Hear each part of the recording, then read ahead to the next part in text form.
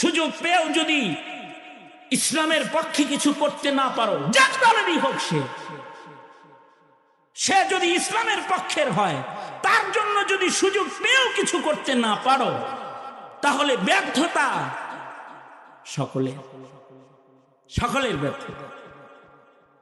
সুতরাং হাজার অনেকের ভেতর দিয়েও ইমানি ঐক্য করে যাও,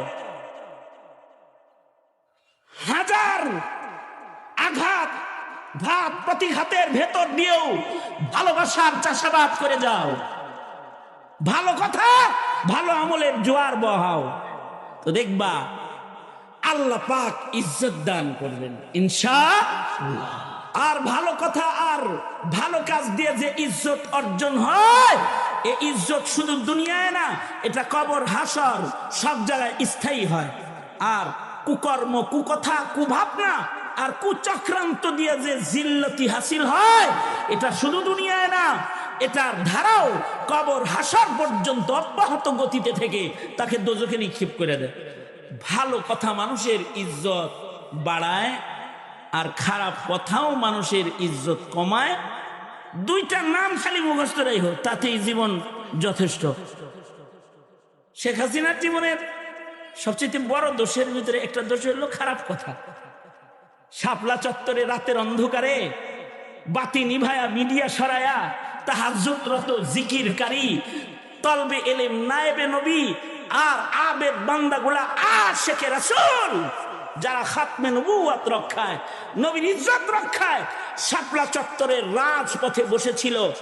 রাত 12টার পরে সব বন্ধ করে গুলি করে তা করে মেরে জাতির সংসদে দাঁড়ায় একটা কুকথা বলল। তার অনেক কুকথার একটা, মৌলবীরা রং মাইখে শুয়েছিল। ওই দিনই এদেশের আলেম সমাজ হাসিনাকে চিনে ফেলেছে। আর তোমরা চিনলা অনেক পরে।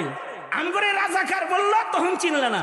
তোমাদের সবাইকে যখন রাজাকারের বাচ্চা বলে গালি দিল, তখন চিনলে। এর তো মুখ খারাপ রে। এই মুখ খারাপ হওয়ার কারণে এমন ধাওয়া জুলাই আন্দোলনের বীর সেনানী মুক্তিযোদ্ধার রক্তের সন্তান যুবকেরা দিল, যে গণভবন থেকে কোন দরজা তালাশ করে না পেয়ে হেলিকপ্টারে চড়ে জিল্লাতি কাঁধে নিয়ে চলে গেল।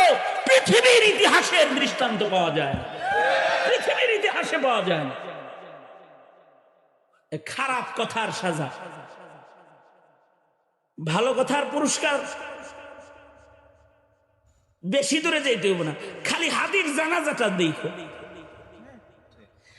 শরীফ শহীদ শরীফ ওসমান হাদির জানাজা দেখবা, তাহলে বুঝবা যে তার ইজ্জত কয়েকটা ভালো কথার কারণে। শুনুন, আর কিছু জুলমের বিরুদ্ধে কথা বলেছে, ইনসাফের পক্ষে কথা বলেছে, আধিপত্যবাদ প্রতিষ্ঠাকারী ভারতের বিরুদ্ধে কথা বলেছে, আওয়ামী দুঃশাসনের বিরুদ্ধে কথা বলেছে, মানুষের স্বাধীন সার্বভৌম মাটির স্বাধীনতার কথা বলেছে।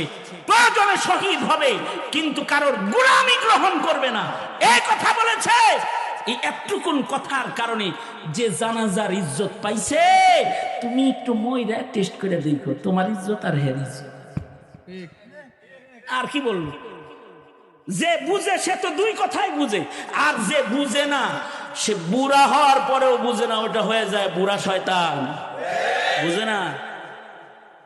সুতরাং কথা ভালো করতে হবে।